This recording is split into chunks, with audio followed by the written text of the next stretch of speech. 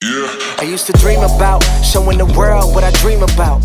Forget a mic, my whole life I thought it'd be the mount. I guess it's fitting how life threw me the curveball. Pops told me work till you make it, man, then work more. I guess I took that to heart, cause I've been working harder now than I.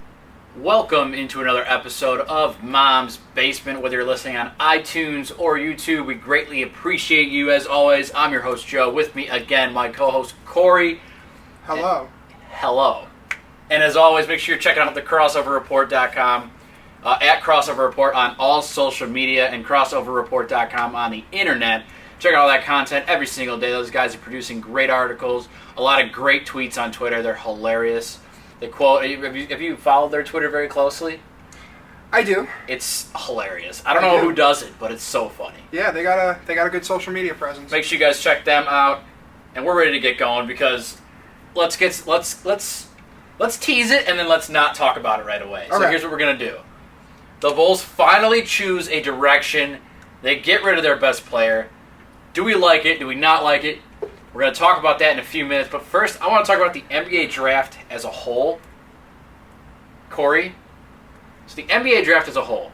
Now this year was the year we saw tons of 18, 19-year-old kids who were in high school literally 2 years ago. Now you're a top 5 pick in the NBA draft. Yeah, the first 6 picks were all freshmen. Yes. 18, 19 years old. That's wild. It's crazy. That's 3 years younger than me, 4 years younger than Corey, and now they're making millions playing professional basketball. So, do we like that the league has become kind of so young? You know, you see kids that are literally 18, can't drink, they're barely allowed to not have a curfew outside.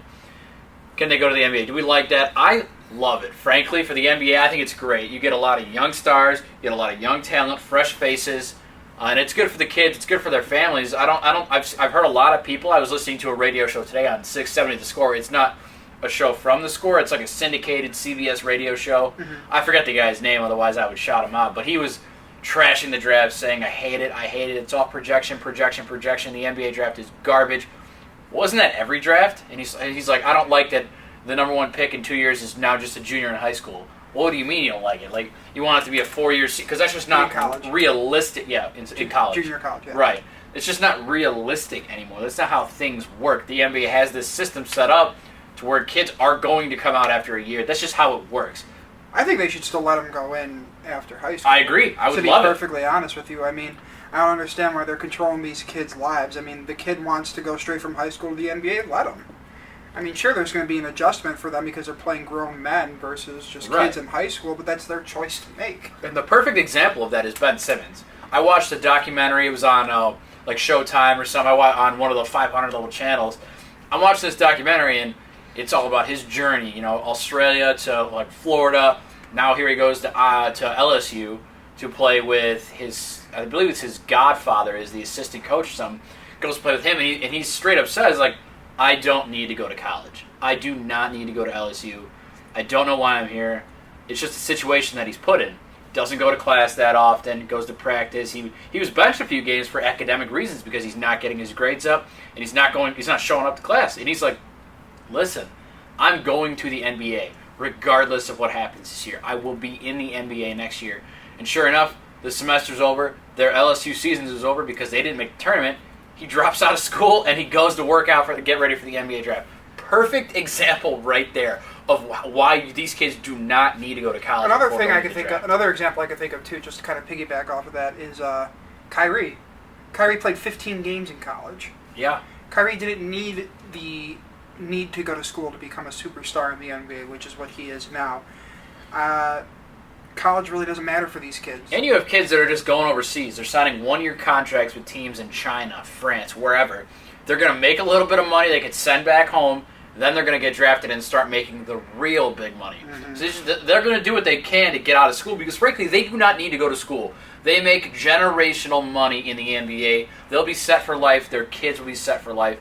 It's opportunities that we wish we could have. They have. Why try to take that away from them? I don't get it. It doesn't make a lot of sense. And Adam Silver, I think, has done a really good job as the commissioner.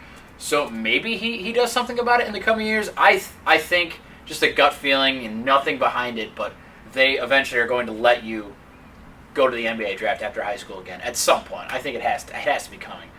Because it's just kind of a mockery of college at this point. Yeah, I mean, if you want to go to college, you'll go to college, and if you want to play and try to win a national championship, that's up to you, sure. If they want to go to college, they can go to college after they retire. I mean... That too, you can go back to school, you can get a degree because you'll have the money. Let's be honest. If this wasn't a rule and it was still the days where Dwight Howard comes out of high school, LeBron comes out of high school, Anthony Davis, is he going to college? No. Probably not. Ben Simmons, definitely not going to college. He's been public about that. Guys like Markelle Fultz, Lonzo Ball, probably not going to college. I don't know if one of these players who are now stars in the NBA think to themselves, yeah, I'm so glad I went to college for 1 year. Yeah, it's not really worth it for them. It's not worth You're it, basically so. just prolonging the inevitable. They could have had a year under their belt already. Mm-hmm. They could have had a lot of better experiences learning at an NBA level compared to a college level where they're not going to learn nearly as much. All right, now, the greatest thing that could have happened this past Thursday in the NBA draft finally happened. I've been preaching this for a full year now. It was finally the 1 year anniversary of the Derrick Rose trade to the New York Knicks, and I remember exactly where I was. I was at work. It was a Wednesday morning. I get the notification they trade Rose, and I immediately say, all right, now it's time to move Jimmy, start this direction of a rebuild, revamp the team, get a pick, get a couple young studs, do what you got to do, but this is the direction you clearly need to go. If you're going to trade Derrick Rose, you're going to let Joakim walk. There's no reason to try and build around Jimmy because, frankly, it's not going to work. Here we are, a year later. They tried it with Wade, Rondo, Jimmy, McDermott. That didn't work. Yikes. Mirotic, all these guys. Robin Lopez, 8 seed, first round bounce. And it took until draft night for Gar and Pax to finally go, all right, you know what? We're throwing in the towel. We're going to concede. We're going to trade Jimmy to Minnesota. Zach LaVine, Chris Dunn, number 7 pick. Thank you so much. Could not love the move any more than I do.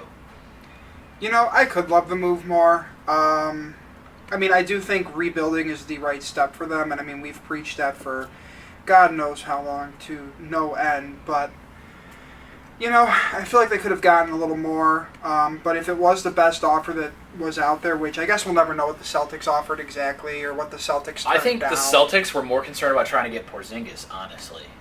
Yeah, once Porzingis became available, he's a better option for them than Jimmy just because Porzingis is so much younger and he's only going into his third year. He's 6 years younger than Jimmy. He's going into his third year in the NBA, when that's when people typically frankly, prosper. If they could have traded for Porzingis, they could have still afforded Hayward because Porzingis is still on his rookie deal. Mm-hmm. So that would have made a lot more sense for them. I think they did make a push. It just didn't happen in the end of the day. But yeah, but if this is the best that the Bulls could have gotten for him, and it is because it's he doesn't have that much control left. He's got 2 years left on his deal. Jimmy Butler's a really good player. Minnesota's getting a damn good player. Minnesota should be a team to watch out for this year in the NBA. But it was the right step.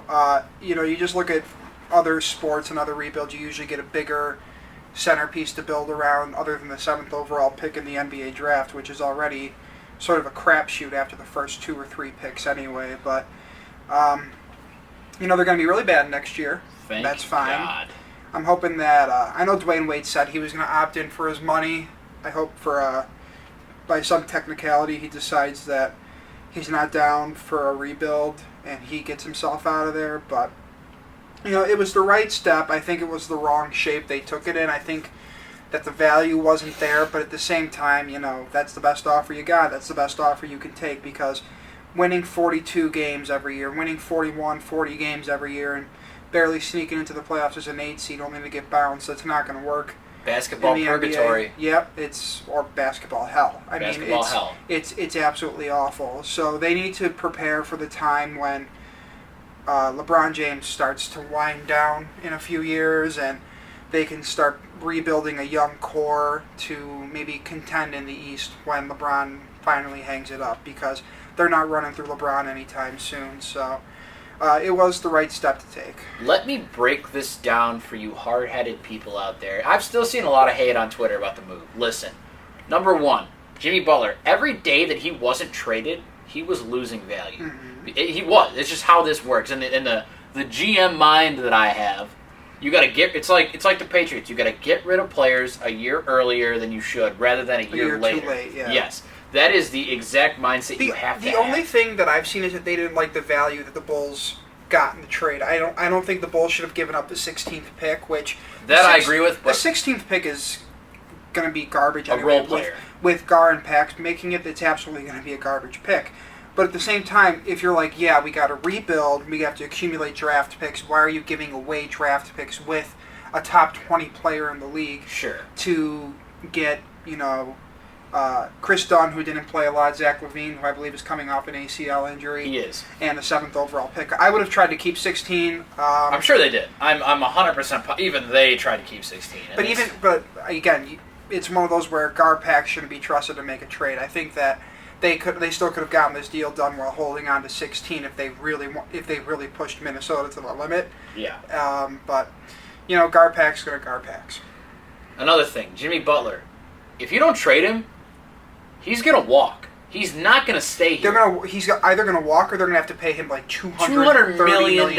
Yeah, no, thank you. Yeah, I'm not about Unless you're LeBron James, Kevin Durant, Kawhi Leonard, those might be the only 3 guys I pay that kind of money. Period. I pay Anthony Davis. Anthony Davis, he's got problems staying on the court. I don't know if I would guarantee him all that money. Maybe Karl Anthony Towns, once he keeps progressing, I'd put him in that conversation. But basically, if you're not a top 10 player in the league, you're not worth that money. And Jimmy Butler is not the top 10 player in this league. We've talked about it. So he's either going to walk for nothing, or you can get something for him now. Period. That is why you do the deal. I don't really care what the package is, as long as you're getting a pick, a first rounder, and a couple players. Yeah, and the Bulls talked about getting younger and more athletic, and you know what? They did that. They did that last year, too, and then they signed Dwayne Wade and Rajon Rondo. So this year I was like, I swear to God, if they go out in free agency and sign Andre Iguodala, keep Butler, bring back Rondo, Wade opts in, and then they bring in some bum to play center who's in his mid-30s, I'll lose my mind. Thank goodness they went the opposite way. Dunn and getting LaVine gives you more years of control over them, and it gives them youth and athleticism. The Bulls have loved Dunn since he was picked last year. He was rumored to be... When they talked about this deal, this was the same deal. Yeah, they were talking about trading Jimmy Butler for the 5th overall pick last year, which was the pick that Minnesota had to take Chris Dunn. I'm really interested on seeing what Chris Dunn's potential can be, because people get on this trade because Chris Dunn didn't play a lot. I don't think they've ever seen Tom Thibodeau coach a team he doesn't play rookies. Omer Asik didn't get any minutes. Jimmy Butler didn't get any minutes when he was a rookie. So I don't see that as a valid argument. I would like to see Chris Dunn play and get to his ceiling. He is an all-around point guard. Yeah, I like Chris Dunn too, and I would like to see how Zach LaVine bounces back from his injury.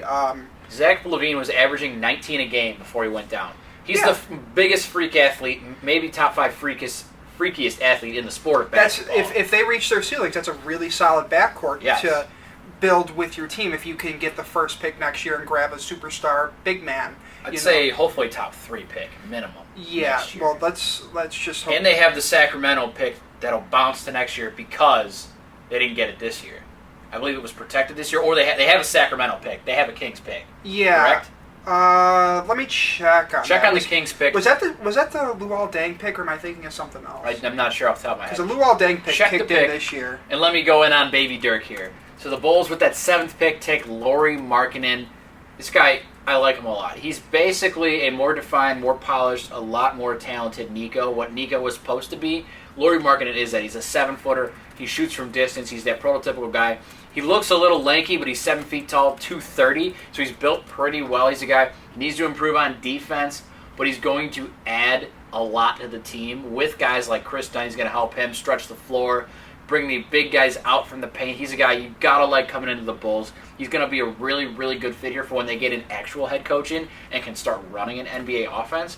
Because one thing that I like about Thibs was when he was here, his offense was centered around his best player, Derrick Rose. The reason DJ Augustine and Nate Robinson were so successful with the Bulls when Rose was hurt, because it was very point guard centric. The offense was all about the point guard scoring. Now, I just want to get back to what we were talking about a minute ago. So, it looks like the Bulls, I thought I was correct. I think that the Bulls pick from Sacramento was used up. Like this year, the protections were used up, and it ended up becoming just a 2nd-round pick. Gotcha. And they traded away that 2nd-round pick. So for cash, right? For $3.5 million in cash. So they have just standard picks coming up in a few years. They have, an extra 2nd-rounder here or there. 2nd-rounders are garbage in the NBA. Yeah, they don't matter. 1st-rounders are basically garbage in the NBA unless you're picking in the top 5 to 7 picks. That's why it's really important for them to be bad next year. But Yeah, they need to be really bad, and hopefully there's. I don't know how if Dwayne Wade signed into his contract, like signed his option. Yeah, he hasn't officially signed yet. Okay, because the deadline's June 27th. That's 3 days from now. So hopefully he goes. Oh crap, Butler's gone. I don't think they'll pick up Rondo's option anymore because guess what? Chris Dunn, point guard of the future. Now what do you do, Dwayne? I'm gonna go take a veteran's minimum. He's gonna have to pick money, or he's gonna have to pick a championship run for way less money than $24.8 million. So I'm hoping. Yeah. I'm hoping he opts out and he goes to the Cavs for something super dirt cheap and just gets that money away from the Bulls. Another good thing about this Jimmy Butler trade is you get these young, talented guards. You get the 7th overall pick, Lauri Markkanen. But also, this is ultimately, if you ask me, going to be what loses Gar impacts their jobs. Yeah, this is it. This is it, exactly, because I was thinking that too the moment that this was made on draft night, because the problem with the Bulls and the reason why guard packs have been getting the benefit of the doubt is because people are still filling the seats at the United Center for God knows why. Now people are going to see a team that goes out there and hopefully struggles to win 20, 25 games. And that's like a historically bad team for what the Bulls have. But if people start to see that this Bulls team is really bad and they start to suffer, people are not going to want to go to the games anymore. That means the team loses money. So JR is going to look at it and say, why are we losing money? Well, the team isn't good. There wasn't enough talent on paper. There certainly wasn't enough talent on the floor, and somebody needs to be held accountable for that. So I'm thinking that Garpax and Hoiberg could all get the axe and after this year, and they shouldn't be allowed to make another number 1 overall pick again. I want to go through some of the names in this roster who you will go out and support next year at the United Center if you're one of those C-Red people. I don't know another team in the NBA that has 2 players that played college basketball at Murray State on their roster. I don't either. So let's look. Isaiah Cannon, absolutely not a great point guard. Michael Carter-Williams, we know how that's worked out. Cristiano Felicio, time will tell. He could be a decent bench player, I think. Sure. Jerian Grant, he's been terrible. Lavernier, he looked okay, but no one's ever heard of this guy before. Yeah, he wears number 77. The higher the number, the less talented I think a player is. Mirotic, you know how Mirotic has been. So. Anthony Morrow, scrub. Cameron Payne, we know how that trade worked out. Bobby Portis has been a bust. Denzel Valentine didn't play last year. Paul Zipser was a lot better than I thought he would be. Maybe that's a little bit somebody who can come off the bench. This is a team with nobody. Mm-hmm. Right now, nobody. You take away Levine, Zach Levine, Chris Dunn, Lauri Markkanen. I mean, Dwayne Wade. Those are the 3 players you go to see. To be perfectly honest. Oh yeah, I would see myself buying a Chris Dunn Bulls jersey. Honestly. Yeah, I mean they've started this, and to quote Rick Hahn with the White Sox, they're much closer to the beginning of this rebuild than they are to the end of it. Yep. And it's going to take another year, 2 years, 3 years of just getting these top picks. And in the NBA, when you see a quote unquote star prospect, you're pretty you have a pretty good chance to hit on it, unless it's like a Greg Oden situation. It's pretty easy to identify which players will become stars. So the more chances the Bulls get at these top picks over the next few years, the better their ceiling is going to be. And just to go through some of the free agents for next year, people that could really speed this up. Number 1 for me, DeMarcus Cousins. Come in, scores, low post star, can board. As long as he can get his head in the right spot. I think that's really good with what you have in the backcourt as well. Exactly. You need to add big men. To combo him with Markkanen in the front court, your backcourt is Levine and Chris Dunn. You would need to put somebody at the 3. That's to be determined. Maybe you draft somebody high next year as a small forward. I mean, I'm just looking at that. I'm like, okay, yep. I like Avery Bradley, another guy who's a really good defender, shoots a 3 really well. Derek Favors, power forward, guy's really good in Utah. You could bring Dwayne Wade back too.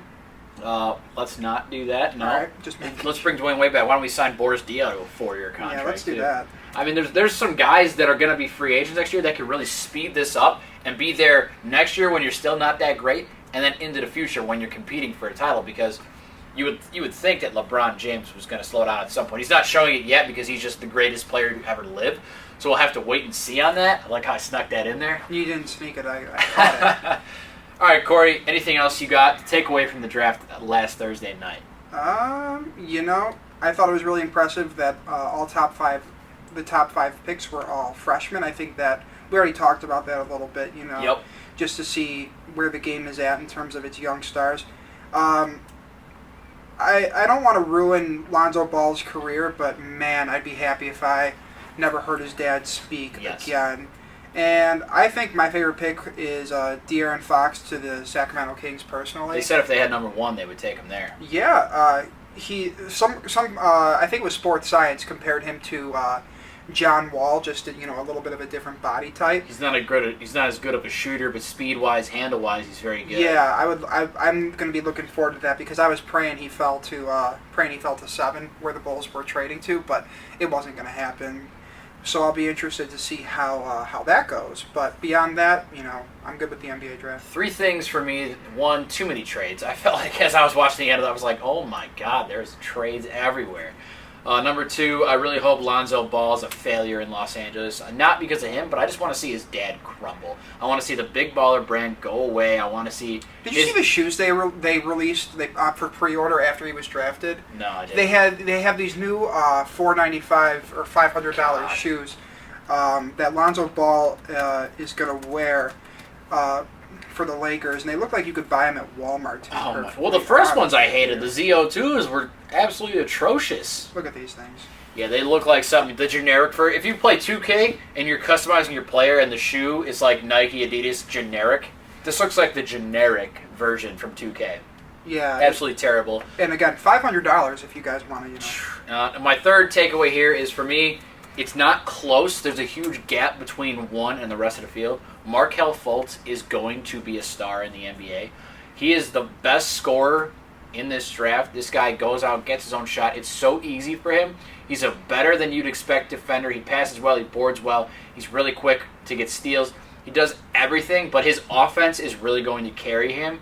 He's a guy who can come into the NBA today and score 20 points easy average. Yeah, that's a team to watch, too. I think their timeline is set up pretty well because LeBron is the best player in the game, but LeBron's not going to be this way forever. He's 32. He's so I think by the time he's 34, 35, he's going to be on the way down a little bit, and then you've got this young team with Ben Simmons, and you've got Markelle Fultz, and you've got Embiid.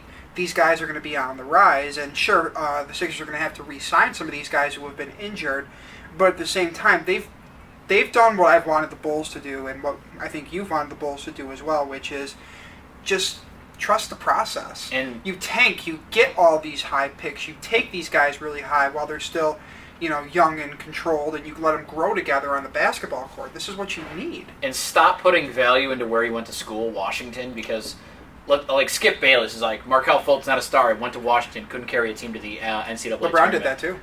LeBron didn't go to college. LeBron never carried Dwight a team to Howard the didn't go to NCAA college. tournament. I mean, Ben Simmons went to LSU, didn't go to the tournament. I mean, come on. That's such a lazy take. It's not even funny. That's.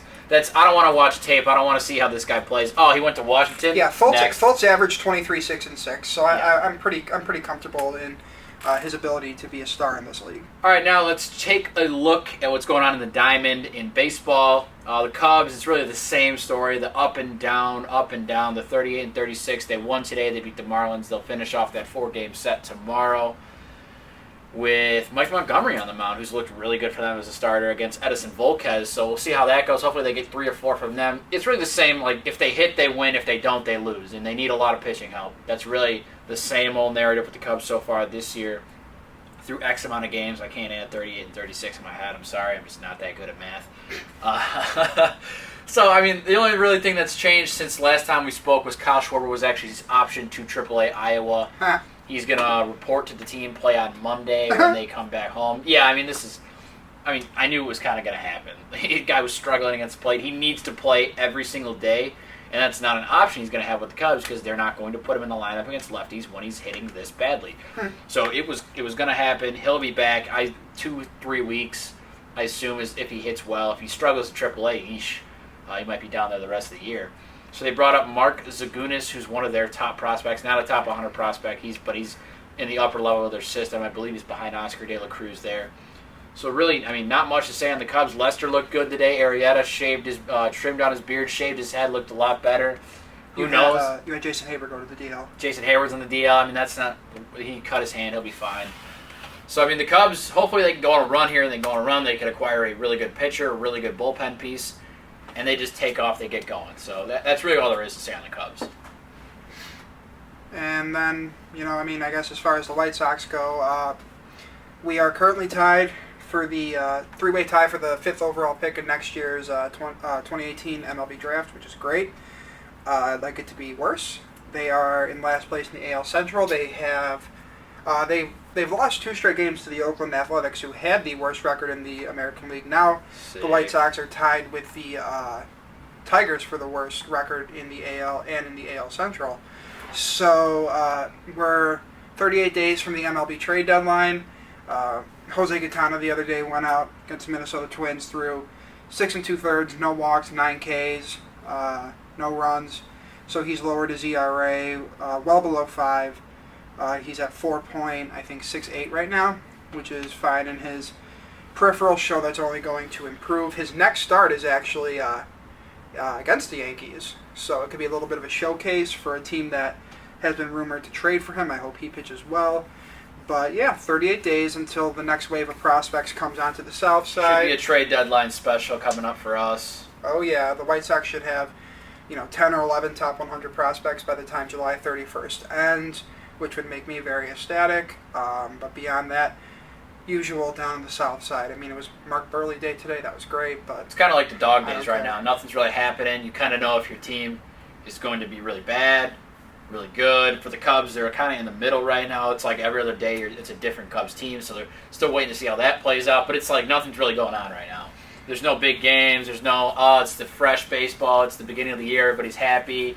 At some point you have to, I'm not saying right now, but at some point you have to be concerned about the Cubs because they're not going to make the playoffs as a wild card team. They have to win their division, so they got to make up that ground on Milwaukee. And yeah, 0 out of 10. They're a half game behind Milwaukee. I'm not threatened by Milwaukee. Milwaukee's not going to do anything at the deadline to help their team. The Cubs are.